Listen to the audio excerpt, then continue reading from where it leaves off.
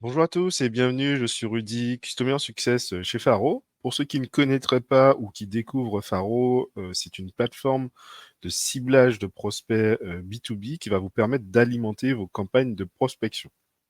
Alors, je vais rentrer tout de suite dans le sujet, à savoir cibler une liste d'entreprises via Faro. Alors, il faut savoir que c'est une fonctionnalité très puissante et très utilisée chez nous. Et je vais vous montrer comment faire, mais d'abord, pourquoi est-ce que c'est bien d'utiliser cette fonctionnalité. La première chose, c'est que vous pouvez avoir trouvé une liste d'entreprises via une actualité, via un classement que vous aimeriez cibler sur Faro.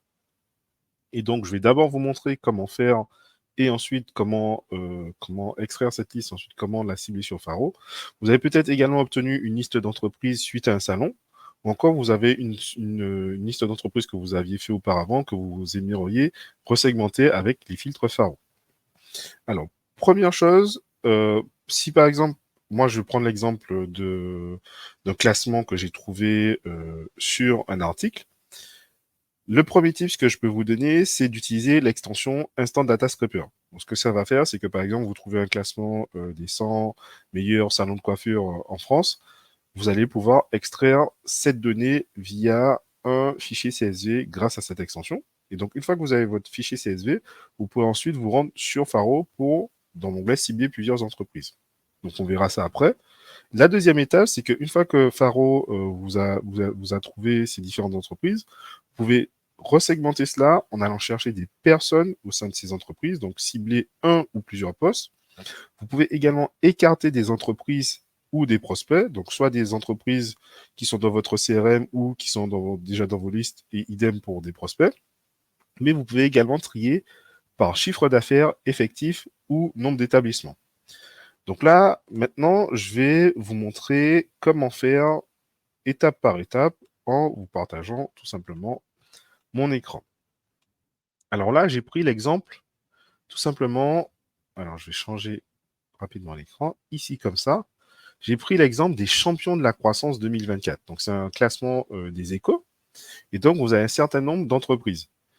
Donc, une fois que j'ai obtenu, que j'ai eu cette information-là, je peux utiliser, comme je vous ai dit, l'extension Instant Data Scraper. Donc, ce que ça va faire, c'est que ça va vous transformer l'information en tableau que vous pourrez ensuite télécharger en CSV ou en fichier XLSX.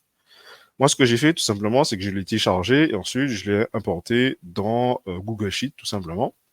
Et à partir de là, j'ai un certain nombre d'informations. Savoir que j'ai le nom de l'entreprise ou son site internet. Et en fait, à partir de ce moment-là, moi, par exemple, je vais prendre la donnée des sites internet. Je vais par exemple copier les 20 premiers. Je vais faire CTRL-C. Et là, je vais me rendre sur Faro. Et sur Faro, rien de plus simple que de se rendre sur l'onglet cibler plusieurs entreprises. Et donc, comme vous voyez, hop, donc si par exemple je retire ici, vous avez la possibilité de rentrer soit des listes de noms de domaines, donc de sites internet, de sirènes siret ou de noms d'entreprise. Pour info, ça fonctionne beaucoup mieux avec le sirène siret, ensuite le nom de le site internet et ensuite le nom d'entreprise.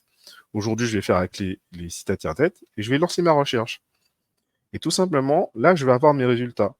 Mais ce qui est bien, c'est qu'en plus d'avoir ces résultats, en fait, je peux les retravailler. Donc, je peux les retravailler soit en ciblant des personnes particulières grâce à l'arborescence Faro ou en rentrant tout simplement des postes. Hein. Donc, je peux utiliser par exemple la suggestion de poste.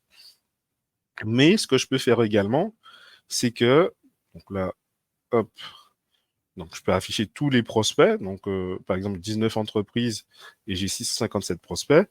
Je peux filtrer grâce au filtre de prospection. Donc, soit les filtres par défaut, soit en utilisant les intégrations. À savoir que sur Faro, vous pouvez intégrer soit votre CRM, HubSpot ou Pipedrive, soit vos outils d'envoi de communication, à savoir la Growth Machine ou l'Emlist. Et ensuite, vous pouvez resegmenter. Mais je peux également segmenter grâce à la localisation, la ville, le code postal, le département, mais également par la taille de l'entreprise. Donc en utilisant les effectifs France, effectifs groupe, le chiffre d'affaires ou le nombre d'établissements. Donc je peux vraiment aller très loin. Pour l'instant, dans le ciblage des entreprises, vous n'aurez pas accès au filtrage Faro comme les filtres magiques en croissance ou en forte croissance. Mais c'est une fonctionnalité qui va bientôt arriver d'ici avril. Donc, ça sera encore plus puissant que ce que je vous présente présentement. Donc, une fois que j'ai tous ces prospects, en fait, tout simplement, ce que je peux faire, ben, je peux créer ma liste.